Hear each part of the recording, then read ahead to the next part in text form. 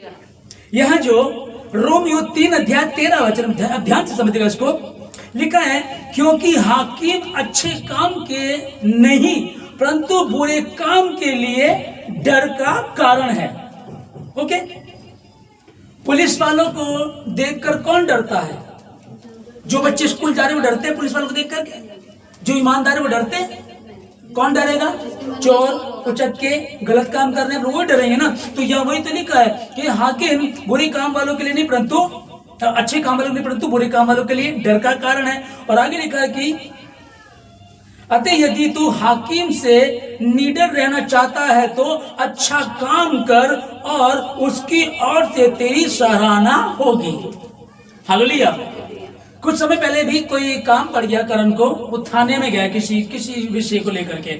जब वो वहां गया तो वो पूछने लगे आप कौन है? वो पूछते हैं आप कौन है, क्या करते हैं? तो करण ने बताया कि मैं कोचिंग सेंटर चलाता हूँ, मैं टीचर हूँ। जब उन्होंने कहा टीचर है तो वो जो पुलिस वाला था, जो दरोगा था, वो एकदम खड़ा हो गया और खड़ा हो गया कि शायद बात की उससे कहने लगा कि अरे प्लीज आप खड़े क्यों, बैठिए ना, क्योंकि आप ही की वजह से हम यहाँ तक पहुंचे हैं। वो कोचिंग सेंटर होते हैं, वो कोचिंग देते हैं, इनको पढ़ाते हैं, इनकी तैयारी कराते हैं, कह रहा आप ही की वजह से हम यहाँ तक पहुंचे हैं। तो यहाँ क्या लिखा है? अगर अच्छा काम करें, यहाँ जो रोमियो 3:3 में आखिरी लाइन में लिखा है यहाँ, यदि तू निडर रहना चाहता है जो अच्छा काम करे और उसकी ओर से तेरी सराहना होगी। आमीन। उसको सराहा ना, कारण उसका रिश्तेदार था, कुछ लगता था नहीं, लेकिन क्या था, एक अच्छा काम करने वाले को क्या था, अरे प्लीज आप खड़ी क्यों, बैठिए ना। और कोई अपराधी आता रहा करके बैठा हुआ था, मैंने एक व्यक्ति को देखा था, वो बैठा हुआ था, तो वो जब बैठ गया तो जो बड़ा अधिकारी आते कहता ये कौन है? कह जी इसने ऐसे से किया, इसने ऐसे किया, तो तुमने से कुर्सी दे उठ खड़ा, कुर्सी पे से खड़ा कर दिया ना, और फिर थप्पड़ भी मारे उसको।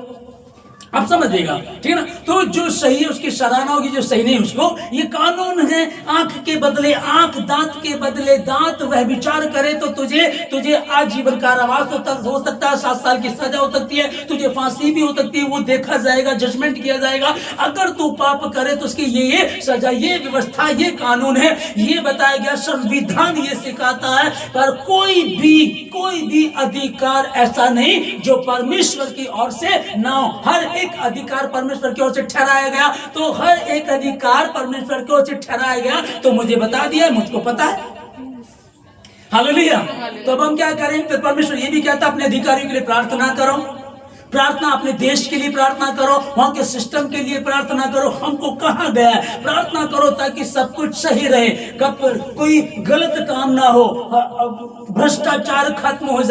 रोमियो 13:4 में लिखा है क्योंकि वह तेरी भलाई के लिए परमेश्वर का सेवक है।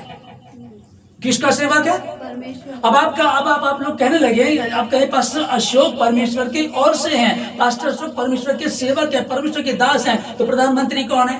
मुख्यमंत्री कौन है? तो जो पुलिस है वो कौन है? बाइबल के अनुसार, क्योंकि वो परमेश्वर की ओर से सेवक है, ठीक है ना। अब सेवक है तो वो काम कर रहे हैं। जब वो सेवक, उसका लिखा सेवक है, परंतु यदि तू बुराई करे तो डर।